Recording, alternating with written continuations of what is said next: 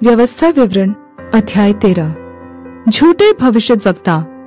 यदि तेरे बीच कोई भविष्यद्वक्ता या स्वप्न देखने वाला प्रकट होकर तुझे कोई चिन्ह या चमत्कार दिखाए, और जिस चिन्ह या चमत्कार को प्रमाण ठहराकर वह तुझसे कहे, आओ हम पराये देवताओं के अनुयायी होकर जिनसे तुम अब तक अनजान रहे उनकी पूजा करे,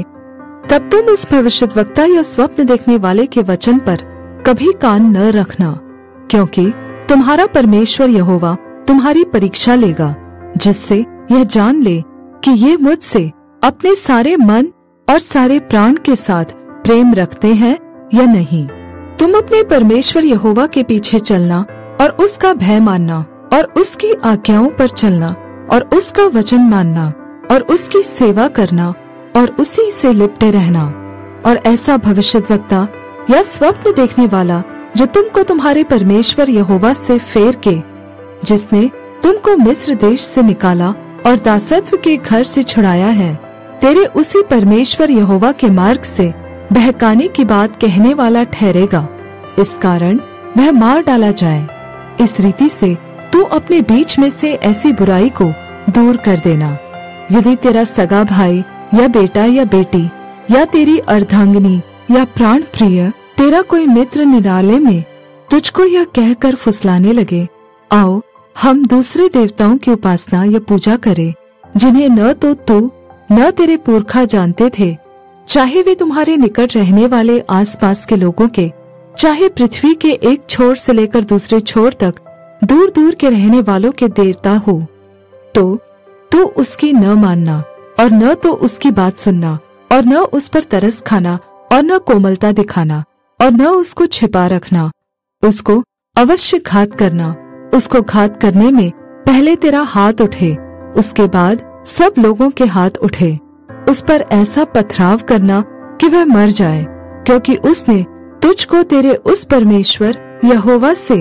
जो तुझको दासत्व के घर अर्थात मिस्र देश से निकाल लाया है, बहकाने का यत्न किया है। और सब इस्राएली सुनकर भय खाएंगे और ऐसा बुरा काम फिर तेरे बीच न करेंगे। यदि तेरे किसी नगर के विषय में, जिसे तेरा परमेश्वर यहोवा तुझे रहने के लिए देता है, ऐसी बात तेरे सुनने में आए कि कुछ अधर्मी पुरुषों ने तेरे ही बीच में से निकलकर अपने नगर के निवासियों को यह कहकर बहका दिया है, आओ हम अन्य देवताओं की, जिनसे अब तक अनजान रहे, उपासना करें,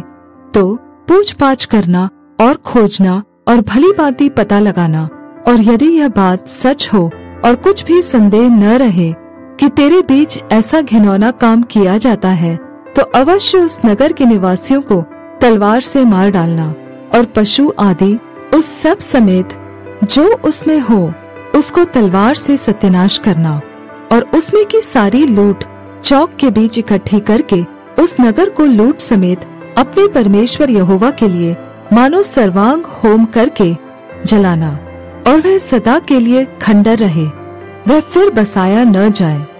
और कोई सत्यानाश की वस्तु तेरे हाथ न लगने पाए, जिससे यहोवा अपने भड़के हुए कोप से शांत होकर, जैसा उसने तेरे पूर्वजों से शपथ खाई थी, वैसा ही तुझसे दया का व्यवहार करे और दया करके तुझको गिनती में बढ़ाए।